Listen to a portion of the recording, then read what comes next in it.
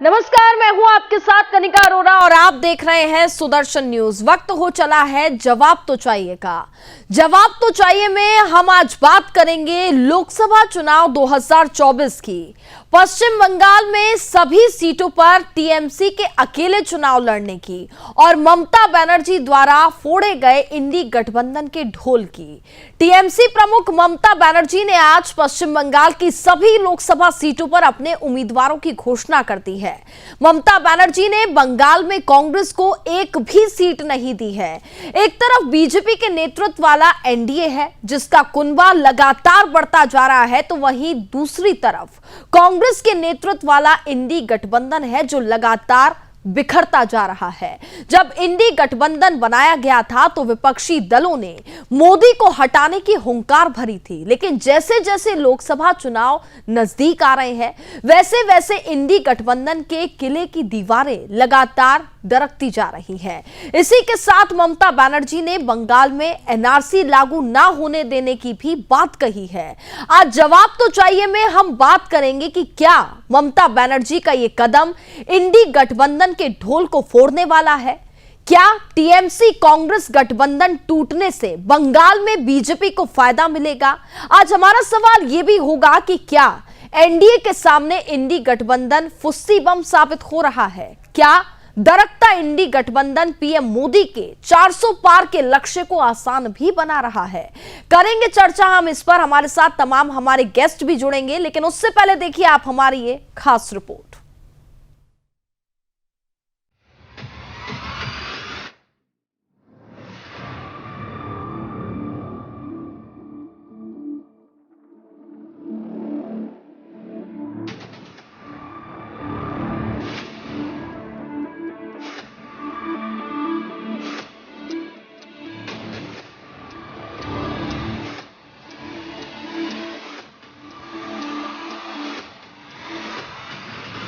TMC ने कर दिया झोल, फूट गया इंडी गठबंधन का ढोल।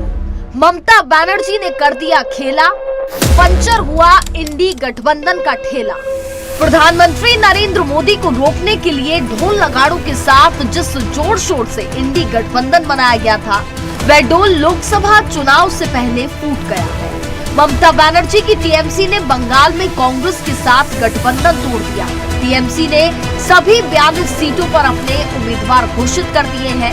इंडी गठबंधन से पहले नीतीश कुमार अलग हुए, जयंत चौधरी अलग हुए, पंजाब में आम आदमी पार्टी अलग हुई। अब बंगाल में ममता बनर्जी ने इंडी गठबंधन की पनडुब्बी को बीच मंचदार में छोड़ दिया और उससे छलांग लगा दी।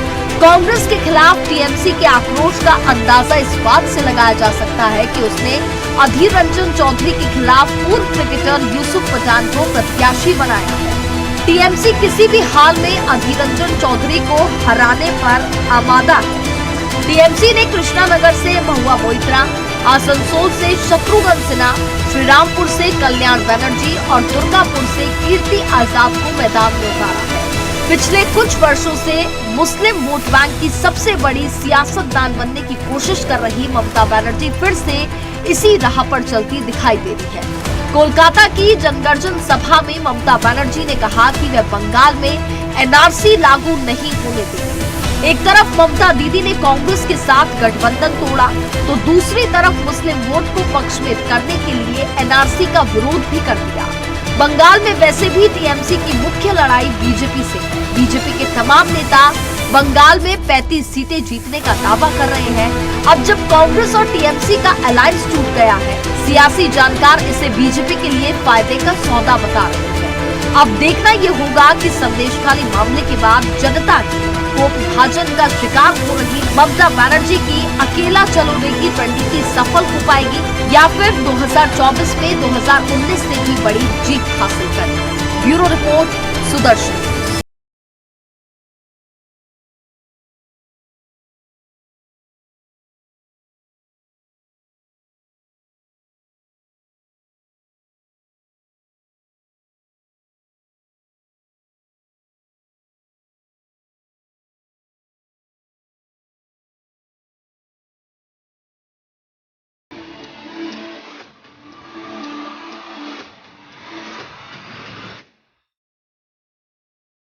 तो आज इसी पर चर्चा करेंगे कि पश्चिम बंगाल में टीएमसी का अकेले चुनाव लड़ना किस पार्टी के लिए कितना ज्यादा फायदेमंद साबित होने वाला है और किस पार्टी के लिए कितना ज्यादा नुकसानदायक हो सकता है। हमारे साथ हमारे तमाम गेस्ट भी इस वक्त जुड़ चुके हैं। उन गेस्ट से आपका परिचय हम करा देते हैं। सबसे पहले टीएमसी नेता शिल्पी चटर्जी हमारे साथ जुड़ गई हैं।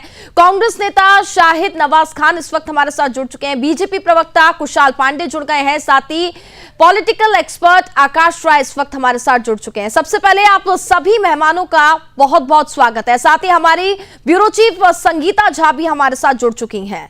सबसे पहले संगीता, मैं आपके पास आना चाहूंगी, आपसे ही शुरुआत कर लेते हैं। चूंकि आज यहां पर टीएमसी की ओर से अपनी जो लिस्ट जारी कर दी गई है, एक बड़ा संदेश, एक तरफा ऐलान यहां पर कर दिया गया और इंडी गठबंधन यहां पर तार तार होता हुआ दिखाई दे रहा है। जी हाँ कनिका, मैं आपको बता दूं कि इसके पहले हमने देखा था किस तरह से इंडी जो गठबंधन हुआ था, जब पटना में हुआ था, सभी एक मंच पर नजर आए थे। उसके बाद आप देखिए कि धीरे धीरे किस तरह से सब ये टूट की तरफ जा रहा है। इंडिया अलायंस का नाम ममता बनर्जी ने ही कभी दिया था और साथ ही मैं आपको बता दूं कि पीएम उम्मीदवार का भी नाम ममता बनर्जी ने ही कहा था कि मल्लिकार्जुन खड़गे को दिखाया जाए। लेकिन आज देखिए कि कांग्रेस पूरी तरह से साफ है। आज ममता बनर्जी अकेले चुनाव लड़ रही है। उन्होंने इसके पहले भी जब राहुल गांधी की न्याय यात्रा शुरू हुई थी, उस दौरान भी कहा था कि राहुल गांधी जो यात्रा कर रहे हैं, हमारे पास किसी प्रकार की कोई सूची नहीं है और इसलिए उसको लेकर कहीं ना कहीं वो नाराज थी। उसके बाद उन्होंने साफ कह दिया था बीच में कि हम देंगे अगर कांग्रेस को तो 5 सीट ही देंगे। फिर आप देखिए कि आज जब सीटों का ऐलान हुआ, उम्मीदवारों के नामों का ऐलान हुआ, तो वहां पर वो अकेले आ रही है। टीएमसी अकेले चुनाव लड़ेंगे। उन्होंने अपने उम्मीदवार फिर से उतारे, जो पुराने उम्मीदवार थे उन्हीं पर भरोसा दिखाया। कुछ नए नाम सामने हमारे सामने आए, जिनमें से आप ये यूनुस पठान को जो दिया गया है, जहां पर कि मुस्लिम वोटर का एक मतलब कहीं ना कहीं मुस्लिम वोटर वहां पर काफी संख्या में है, 52% वहां पर मुस्लिम वोटर है। ये देखकर यूनुस पठान को वहां पर एज ए क्रिकेटर जो है उन्हें लाया गया है। फिर आप देखिए कि अर्जुन सिंह, जिनको लेकर काफी ज्यादा चर्चा हो रही थी, अर्जुन सिंह को वहीं किनारा कर दिया गया है। जो अर्जुन सिंह कभी बीजेपी में थे, बीजेपी से वो टीएमसी में आए थे, उन्हें किनारा कर दिया गया है।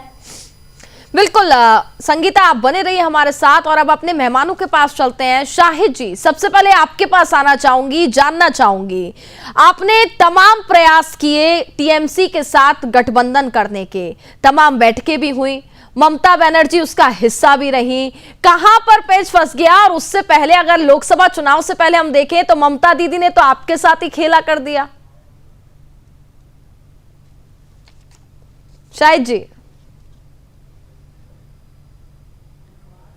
सर, आपकी आवाज मेरे तक नहीं पहुंच पा रही है। सर अनम्यूट कीजिएगा। सॉरी जी जी कनिका जी, सबसे पहले तो मैं आपसे कहना चाहूंगा कि आप इंडी को पहले इंडिया कहें। अच्छा, Indian national developmental inclusive alliance है ये। ठीक है, अलायंस तो रहा क्या पश्चिम बंगाल में? अब मैं सुधार कर रहा हूं कि इसको इंडी नहीं इंडिया कहें। अच्छा, जहां तक आपने आज जो अनाउंसमेंट हुआ है टीएमसी पार्टी की तरफ से, तो हाँ, ये ममता बनर्जी और तृणमूल कांग्रेस का अपना स्टैंड है। उन्होंने 42 सीट पे कैंडिडेट दिया। देखिए, हमारा जो इंडिया अलायंस है ये सिर्फ पश्चिम बंगाल के लिए नहीं, ये नेशनल लेवल पे है। इसमें ये नहीं कि सिर्फ टीएमसी थी, बाकी और भी दलें हैं जिनके साथ हमारे, देख रहे होंगे आपके, सीट शेयरिंग हो रही है, हमारा अलायंस बरकरार है। और इंडिया जो अलायंस है वो अभी भी बरकरार है। आप बंगाल में देखें कि हाँ, ममता बनर्जी ने अनाउंस किया है। बंगाल में वैसे भी हमारे पश्चिम बंगाल के अध्यक्ष अधीर रंजन चौधरी जी बंगाल के हालात को देखते हुए बार बार हमारे केंद्र नेतृत्व को ये बता रहे थे कि यहाँ पे जिस तरह की सरकार चल रही है, ये सरकार बिल्कुल अवाम के खिलाफ है, यहाँ के लोगों के खिलाफ है। तो कहीं ना कहीं इस चीज को लेकर दिल्ली भी अपना रुख अपनाए हुए थी और हम लोग इंडिया अलायंस के लिए हम लोगों के तरफ से, चूंकि तमाम पार्टियों का समर्थन मिल रहा था, इसलिए हम लोग उसमें तृणमूल भी शामिल थे। अब आज उन्होंने ऐलान कर ही दिया है, तो फिर हमारे हाई कमांड का जो निर्देश होगा वो यहाँ पश्चिम बंगाल कांग्रेस पार्टी उसको स्वीकार करेगी। नहीं, सवाल तो देखिए ये भी है ना कि गठबंधन जब बना तो मोदी को हराने की बात आप लोग कर रहे थे, बहुत जोरों शोरों पर ये गठबंधन बना, लेकिन जैसे जैसे लोकसभा चुनाव नजदीक आ रहे हैं हम देख रहे हैं कि कांग्रेस पार्टी छोड़ भारतीय जनता पार्टी में तमाम दिग्गज नेता उनका दामन थाम रहे हैं, उनका साथ थाम रहे हैं। आखिरकार अगर आप जनता को ये संदेश देना चाह रहे हैं कि हम एक गठबंधन कर रहे हैं, हम लड़ रहे हैं मोदी के खिलाफ, तो आखिरकार ये कैसा संदेश जा रहा है, पहले तो ये भी बताइए। कनिका जी, मोदी के खिलाफ ये बात कहना उतना बेहतर नहीं होगा जितना बेहतर ये होगा कि हम ये लड़ाई देश को संभालने के लिए, देश की सुरक्षा के लिए, संविधान को बचाने के लिए, युवाओं को जो रोजगार नहीं मिल रहा उनके खिलाफ जो अन्याय हो रहा उसके लिए, महिलाओं को सुरक्षा नहीं मिल रही है उनके खिलाफ जो अन्याय हो रहा है उसके लिए हम ये लड़ाई उस लिए लिए थे। इंडिया जोट इसलिए बन रहा था कि देश के संविधान को बचाया जाए। जिस तरह से अभी की हुकूमत लगातार कुछ लोगों के लिए काम कर रही है, देश के युवा बेरोजगार होते जा रहे हैं, महंगाई बढ़ती जा रही है, किसान परेशान है, देश का जवान परेशान है, हम लोग उसके खिलाफ ये अलायंस किए थे और ये जरूरत है, अभी देश की ये जरूरत है चलिए कि उस ताकत के खिलाफ हम आगे उठकर आए थे। और अभी भी इंडिया अलायंस बनी हुई, आप देखे होंगे कि 26 पार्टियों की ये अलायंस है। यहाँ पे ममता बनर्जी ने ऐलान किया है, अभी बहुत कुछ बाकी है। कनिका जी थोड़ा इंतजार कीजिए। ठीक है, थोड़ा इंतजार करेंगे। शिल्पी जी आपके पास आना चाहूंगी, अब आपसे जानना चाहूंगी, एक तरफ राहुल गांधी भारत जोड़ो यात्रा निकालते हैं, अब भारत जोड़ो न्याय यात्रा उनकी ओर से निकाली जा रही है, देश को जोड़ने की वो बात कर रहे हैं, उनका लक्ष्य पूरा हो या ना हो, लेकिन आपने तो इंडी गठबंधन ही तोड़ दिया। अभी जा रहे हैं ना आवाज? शिल्पी जी को जो मैं पहले कहना चाहूंगी, आप इससे इंडिया कहे तो ही अच्छा है। और खास करके जब सवाल ये उठता है कि बंगाल की जो धैर्य का एक लेवल होता है वो पूरी तरह से टूट गया और बंगाल की जनता अपनी ममता बनर्जी को अपनी 10 करोड़ लोगों की मां मानती है, तो जहां बच्चे संकट पे होती है तो माँ ये नहीं देखती मुझे क्या करना है क्या नहीं करना है, माँ ये देखती कि पहले कैसे अपने बच्चों को सेव किया जाए। तो इसी दौरान ममता बनर्जी ने ये आज ऐलान किया ब्रिगेड की सभा से कि जो इतना बड़ा भ्रष्टाचार है बीजेपी का, भाजपा का, इतना जो हमारे 100 दिन मनरेगा प्रकल्प की जो श्रमिक है उनको पैसे नहीं मिल रहा है, बंगाल को सारे प्रकल्प से केंद्र वंचित कर रहा है, और वैसे ही एक तरफ से देखा जाए तो आवास योजना का जो रुपया है वो भी बंगाल को नहीं मिल रहा है। ये जो टेंडेंसी है भाजपा सरकार की कि बांग्ला को हर तरफ से पीछे रखो, तो इसके लिए ममता बनर्जी अभी यहाँ पे गद्दी पे है, तो उसको पहले स्थिति को संभालना है कि बंगाल को संभालना है, फिर बाद में ये जोट का सवाल आएगा।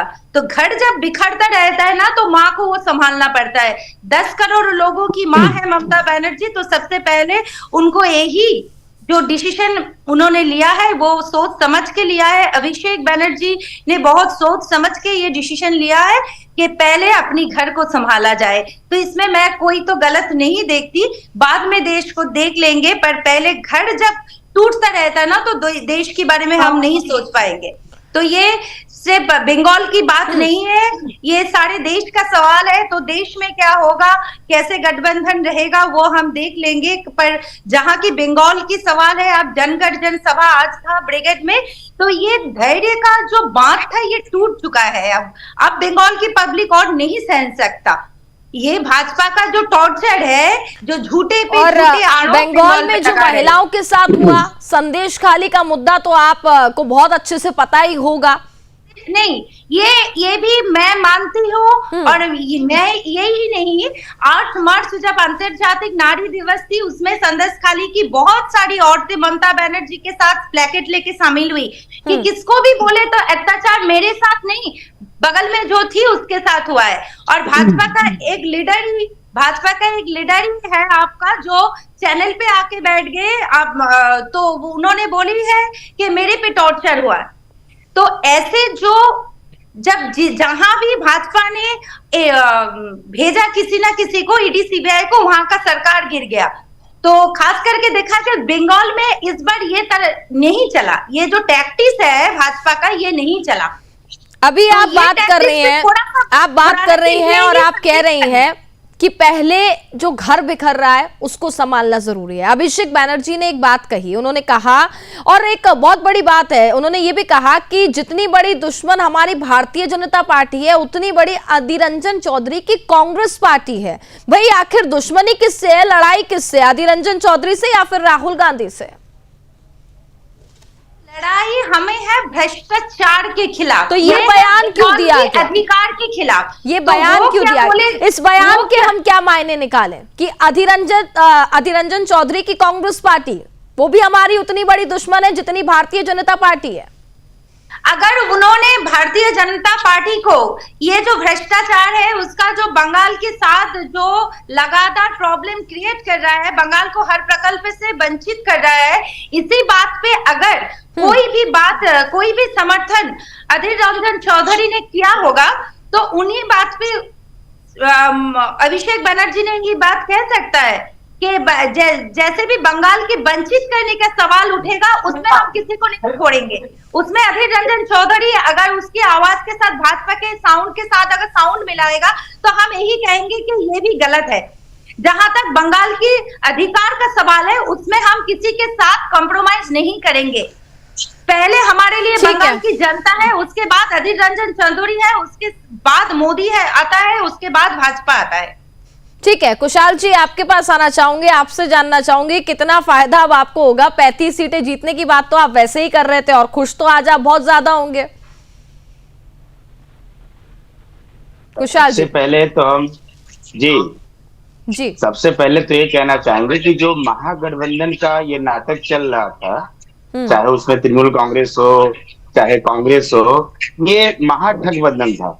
और ममता बनर्जी का पूरा पुराना इतिहास रहा है कि ममता बनर्जी का ऐसा कोई सगा नहीं जिसको उन्होंने ठगा नहीं, तो उन्होंने लास्ट में कांग्रेस को भी ठग लिया। और तृणमूल कांग्रेस के प्रवक्ता ने पहले ही बता दिया कि हम पहले अपना घर संभालेंगे। ये स्पष्ट कह दिया कि इनसे घर भी नहीं संभल रहा है। अब इन्हें देश की चिंता नहीं, कुछ महीने पहले, कुछ दिन पहले इन्हें देश की चिंता थी, ये देश पे राज करना चाहती थी, लेकिन ममता बनर्जी से आज बंगाल भी नहीं संभल पा रहा है तो देश क्या संभालेंगे? पहले 1 मिनट, मैंने आपका धैर्य रख करके आपका बात सुन लेते हैं। शिल्पी जी सुन लेते हैं, आपका जवाब ले लूंगी मैं, आपके पास भी आती हूँ। ठीक है शिल्पी जी सुन लेते हैं, पहले आप भी हमारी बात को सुनिए, आप भी हमारे बात सुनना, पहले बात सुनिए, मतलब नहीं निकाले हमारे। अरे आप जो कह रहे हैं मैं उसी का जवाब दे रहा हूँ। शिल्पी जी पहले सुन लेते हैं कुशाल जी को, उसके बाद आपके पास आऊंगी, आपको मौका मिलेगा। आपकी ही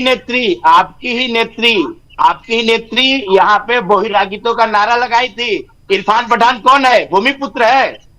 कीर्ति आजाद कौन है? वो बंगाल के हैं। शर्म नहीं आता आप लोग को कहने पर? क्यों शर्म आएगा? और आप कहते हैं कि हम बात कर रहे हैं, और आप कह रहे हैं कि संदेश खाली की महिलाएं, मेरा बात सुन लीजिए, आप कह रहे हैं कि संदेश खाली की महिलाएं ममता बनर्जी के साथ चली हैं, जिन्हें आप डरा धमका करके रास्ते में लेकर के उतरी है, वो आपके साथ चली है। 98% बंगाल की है और बाकी 1% आप पहले बात सुनिए। आपने सारी बातें कही, मैंने सारी बातों को बहुत अच्छे तरीके से सुना। मेरा जवाब ले लीजिए पहले, मेरा पहले जवाब ले लीजिए। शिल्पी जी बात को सुन लेते हैं, आपको भी मौका मिलेगा, थोड़ा धैर्य रखिए, आपके पास भी आएंगे। आपको मौका मिला तो आपने कहा। कुशाल जी आप अपनी बात को पूरा कीजिए। इन्होंने कहा कि संदेश खाली में वहां की महिलाएं ममता बनर्जी के साथ चली हैं, तो आप जिसे डरा करके धमका करके अपने साथ चलाएंगे वो तो चलेगी ही, क्यों नहीं चलेगी? और आप कहते कि महिलाओं के साथ में भ्रष्टाचार, आप भ्रष्टाचार की बात कर रही हैं, आप फिर वही बात। अरे पहले आप जवाब सुन लीजिए, उसके बाद आप कहेंगे ना, हम सुनेंगे आपका बात। 8 मार्च को अपनी बयान कह दी ना, नारी दिवस के दिन एक डेड बॉडी, नारी दिवस के दिन एक डेड बॉडी ममता बनर्जी के ही लोकसभा क्षेत्र से, साउथ कलकत्ता के क्षेत्र से मिला है। नारी दिवस के दिन संदेश खाली जाने से अग्निमित्रा पाल और लॉकेट चटर्जी को रोका गया, फाल्गुनी पात्रा को रोका गया। क्या वो नारी नहीं है? वो बंगाल की नारी नहीं है? हमारे अपने केंद्र में नहीं नहीं, आप और आप लॉकडाउन अरे वो नारी नहीं है, अब वो नारी है कि नहीं ये बताइए। आग लगा दिया, वही आग से वो पेट्रोल। हाँ, भाजपा ने संदेश खाली में पैदा। चलिए कुशाल जी, तो भाजपा ने कुशाल जी मेरा पैदा किसने किया? तृणमूल कांग्रेस ने किया। अपनी लोकसभा आप भ्रष्टाचार की बात कर रही है। आपके बंगाल के मंत्री, आपके बंगाल के मंत्रियों के घर में 2,000 का नोट मिल रहा है, आप भ्रष्टाचार की बात कर रही है।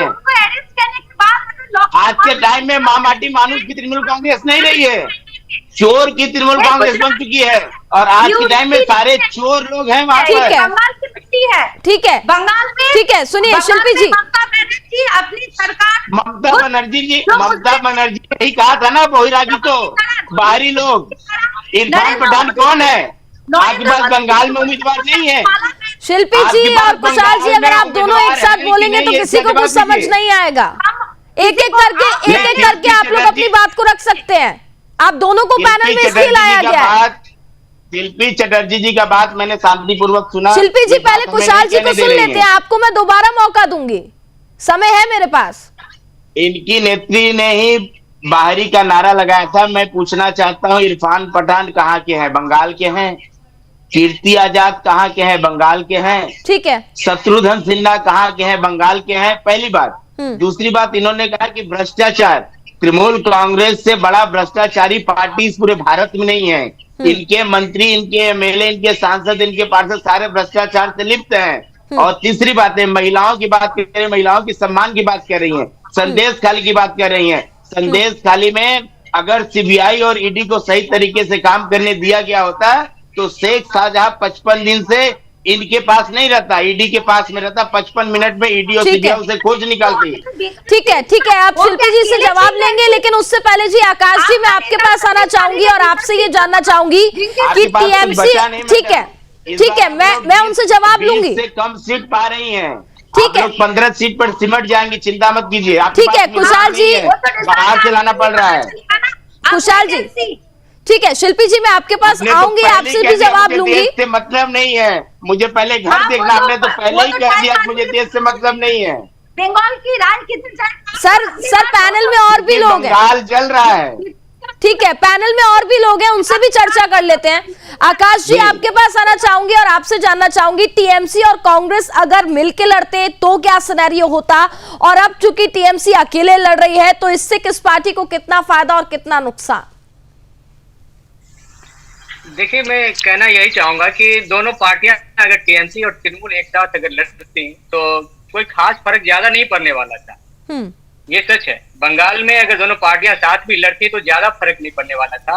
और खास करके हमारे मुख्यमंत्री जो है पश्चिम बंगाल की माननीय मुख्यमंत्री ममता बनर्जी, वो हमेशा से कहती रही है कि तृणमूल जो है वो अपनी जगह नहीं छोड़ने वाला है। 42 सीटों पे उन्होंने शुरू से ही कहा था, और 1-2 सीटों की बात चल रही थी शुरू से कि वो कांग्रेस को देने वाली हैं, लेकिन वो भी पूर्णतः आज साबित हो गया कि वो एक भी सीट नहीं देना चाहती हैं। तो इन गठबंधन को लेके तो ये तय हो गया है कि वो जो अपना लेके वो नहीं देने वाली है, ये तय हो गया। लेकिन साथ में अगर लड़ती भी कांग्रेस तो ज्यादा वोट गेन नहीं कर पाती, इतना माना जा सकता है। तो अब क्या भारतीय जनता पार्टी को इसका पूरा फायदा मिलने वाला, ये फायदे का सौदा होगा भारतीय जनता पार्टी के लिए आपके हिसाब से? देखिए, मैं चुनाव को बंगाल में एक अलग ही रूप से मैं देखता आया हूँ। जितना अपना अनुभव है या पिछला जो इतिहास रहा है, यहाँ पे फायदा उसी पार्टी को होती है जो माने कितने हिंसात्मक होती है यहाँ की चुनाव, ये किसी से छुपा हुआ नहीं है। फायदा और रिजल्ट का जो परिणाम होता है वो बात की बात होती है, लेकिन पार्टियों का जो वोट प्रतिशत है, अभी जिन सीटों पे उम्मीदवार उतारा गया, मैं आपको बता देना चाहता हूँ। हुगली से भी उम्मीदवार उतारे गए हैं, दुर्गापुर सीट से कीर्ति आजाद को उतारा गया है, और हुगली से रचना बनर्जी जी को उतारा गया है। यहाँ पे वोटों का मार्जिन जीत का जिस हिसाब से था, उस हिसाब से ये आगे पीछे ज्यादा नहीं रहने वाला है। तो ये तय है कि वोट का प्रतिशत जो है वो अपने अनुरूप रहेगा। ठीक है शिल्पी जी, अब आप अपनी बात को पूरा कर सकती हैं। सवाल तो जहां तक ये है कि ईडी और सीबीआई जो बंगाल का डेली पैसेंजर बन गया, उनके आगे सब्जेक्ट ये और बंगाल को मतलब सह गया, तो नई इससे तरफ से थोड़ा सा मोड़ घुराने के लिए ही ये संदेश खाली को लाया गया है। संदेश खाली में एक लीडर बीजेपी का जिनके साथ बड़े बड़े लोगों का मिलना जुलना है, उसका नाम है विकास सिंह। तो अगर इतने दिन कुछ हुआ तो वो कहाँ पे थी? वो तो वहीं पे थी। और जहां तक ये लॉकेट का सवाल किया है ना, तो लॉकेट को जाने के लिए लॉकेट जहां पे मैं रहती हूँ वहां का सांसद है। इतने दिन गुजर गए, लॉकेट को किसी ने भी 5 साल में कहीं नहीं देखा। वो हमारे एक कहावत है, बसंत आता है तो कोयल बोलती है कू कू, वो ऐसे ही आते हैं और अपनी सूरत दिखा के चले जाते हैं। 5 साल पहले आया था जब चुनाव के लिए वो लड़ने के लिए आई थी, वोट में जीत गया, उसके बाद उसकी सूरत किसी ने भी नहीं देखा। और फिर अभी चुनाव आया तो फिर आया। चलिए ठीक है शिल्पी जी, आगे भी हम चर्चा करेंगे और लगातार और भी मेहमानों से हम जानेंगे कि आखिरकार उनकी क्या प्रतिक्रिया है, क्या कहना है, क्योंकि अब जिस तरीके से यहाँ पर एक तरफा ऐलान यहाँ पर किया गया है, देखना होगा आने वाले समय में किस पार्टी को कितना फायदा कितना नुकसान होगा। फिर संदेश खाली का जो मामला है लगातार काफी ज्यादा गरमाया हुआ है और इसको लेकर के पूरा आगे कार्रवाई भी जारी है। आने वाले लोकसभा चुनाव में कितना ज्यादा प्रभावित हो सकता है? देखिए, संदेश खाली का जो मामला है वो सिर्फ एक बंगाल के एक हिस्से का मामला नहीं है, पूरे बंगाल का मामला है। और संदेश खाली बंगाल में कई स्थानों पर है, कई जगहों पे संदेश खाली है, छोटा छोटा। और संदेश खाली का जो घटना है वो पूरे भारत की जनता और बंगाल की जनता देखी है। वहां का जो तृणमूल कांग्रेस का संरक्षण पाया हुआ नेता था शेख शाहजहां, वो 55 दिनों तक किस तरह से छुपा हुआ था। पुलिस उसे अपने घर में रखी थी, बंगाल पुलिस, तृणमूल कांग्रेस के नेता उसे बचा करके रखे थे। अगर सीबीआई के हाथ में, ईडी के हाथ में दिया गया रहता तो 55 मिनट में शेख शाहजहां अरेस्ट हो जाता। अगर सीबीआई और ईडी को दिया ही मैडम, फिर आप पीछे बोल रही है, यही आप पहले जवाब तो सुन लीजिए, बंगाल पुलिस जवाब तो सुन लीजिए पहले। ब्रिजभूषण को क्यों ईडी आपके नेताओं को पकड़ी है और रुपया मिला है आपके नेताओं के घर से, आपके नेताओं के घर से मिला है। भ्रष्टाचार में आपके ही नेता लिप्त है, कोई बाहरी नहीं लिप्त है, आपके ही नेता लिप्त है। पार्थो चटर्जी आपके ही पार्टी के नेता है, पार्टी के नेता है ना पार्थो चटर्जी। केशव बाबू आपके पार्टी के नेता है। बात यह है कि नहीं है नेता? शेख शाहजहां आपका नेता है कि नहीं है? जो आरोपी है उनका आरोप जो है वो आज तक प्रमाणित नहीं हुआ। नोट किसके घर में मिला था? पैसा किसका है? पैसा किसका है? जो मंत्री के घर में पैसा मिला वो किसका पैसा है? आप तो यही करना चाहते हो, संविधान को बदलना चाहते हो। और जहां ही भाजपा पार्टी ये सोचता है संविधान को तृणमूल कांग्रेस बदलना चाहती है, जहां पर भारतीय जनता पार्टी को सभा करने का अनुमति नहीं दिया जाता, वहीं पर अभिषेक बनर्जी राजभवन के सामने में अचानक धरना पे बैठ जाते हैं। संविधान की बात आप करेंगी? संविधान के साथ खिलवाड़ अगर कोई कर रहा है तो तृणमूल कांग्रेस कर रही है। ठीक है, और आप संविधान की बात करती है। समझते हैं कि संविधान को आप बदलना चाहते हो ना शिल्पी जी। अरे मैडम, रिजल्ट निकलने दीजिए, डबल डिजिट भी पार नहीं कर पाएगी तृणमूल कांग्रेस, इस बार सिंगल डिजिट में ही रहेगी। चलिए ठीक है शिल्पी जी, आप सिंगल डिजिट में ही रहेगी, डबल डिजिट भी पार नहीं कर पाएगी तृणमूल कांग्रेस। ठीक है कुशाल जी, ये तो चुनाव के नतीजों के दौरान तय हो जाएगा। पश्चिम बंगाल में आ रहा है। ठीक है, शाहिद जी कुछ कहना चाह रहे हैं? शाहिद जी। जी कनिका जी, आरोप प्रति आरोप चलता रहेगा, लेकिन मैं इतना ही कहना चाहूंगा आपके माध्यम से कि शब्दों की मर्यादा को ध्यान में रखा जाए। और जहां तक संदेश खाली का मामला है, बंगाल को शर्मसार किया है, लेकिन हमें यह ध्यान में रखना होगा, तृणमूल कांग्रेस अगर संरक्षण दे रही है, शेख शाहजहां को दे रही थी, अभी तो वो कस्टडी में है, तो इसी तरह भाजपा भी ब्रिजभूषण सिंह को संरक्षण दे रही थी। दोनों अलग नहीं है।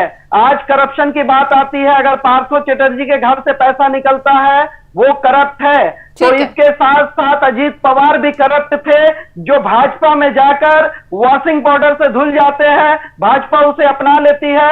4 दिन पहले प्रधानमंत्री जी कहते हैं कि 70,000 करोड़ का घोटाला जो है माफ नहीं किया जाएगा, उसके बाद वो भाजपा ज्वाइन करते हैं और वो वहां से उनका सारा जो आरोप सब वो बेबुनियाद हो जाता है। ठीक है, तो हमें ये देखना पड़ेगा कि इससे देश का नुकसान हो रहा है। ठीक है, और हम कुशाल जी से जवाब लेते हैं। कुशाल जी से जवाब ले लेते हैं। कुशाल जी, आप जिस तरीके से आरोप लग रहे हैं कि भारतीय जनता पार्टी के पास कोई वॉशिंग पाउडर है, जब भारतीय जनता पार्टी में अगर ज्वाइन होते हैं तो जो भी आरोप होते हैं सब धुल जाते हैं। देखिए, जो प्रवक्ता ये बात कह रहे हैं ये सीधा गलत है। इन्हें मालूम होना चाहिए कि जिस प्रकार से भारतीय जनता पार्टी के साथ जो जुड़े हैं, जो गठबंधन में हैं, अगर किसी भी प्रकार का उनके ऊपर में करप्शन का चार्ज रहता है तो उन्हें छोड़ा नहीं जाता है। चाहे वो हमारे साथ गठबंधन में रहें या नहीं रहे, अगर उनके ऊपर आरोप साबित होगा तो उन्हें गठबंधन से हटा करके उन्हें सख्त से सख्त सजा मिलेगी। ये भारतीय जनता पार्टी की पहचान है, ये भारतीय जनता पार्टी की पहचान है। मैं प्रवक्ता साहब से कहना चाहूंगा, और ये अभी बौखलाए हुए हैं, इन्हें समझ में नहीं आ रहा कि निवेदन है कि आप बताएं ना कि कितनों को सजा मिली है। इन्हें हर तरफ से ठीक है, कुशाल जी बता दीजिएगा। ये भ्रमित हो चुके हैं अभी के टाइम में ईडी और सीबीआई, लेकिन उसका नतीजा क्या निकला?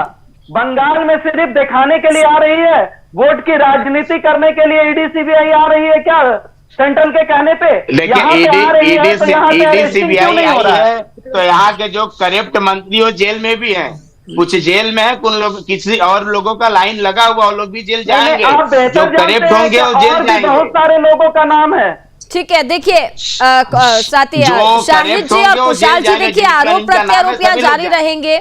शिल्पी जी, आपके पास आना चाहूंगी और अब आपसे ये जानना चाहूंगी, अर्जुन सिंह की अब से हम थोड़ी देर पहले बात कर रहे थे, जो कि पहले टीएमसी में थे, फिर भारतीय जनता पार्टी में गए, फिर टीएमसी में दोबारा आ जाते हैं और 5 बार विधायक रह चुके हैं, सांसद रह चुके हैं, दिग्गज नेता है, उनका टिकट भी काट दिया जाता है।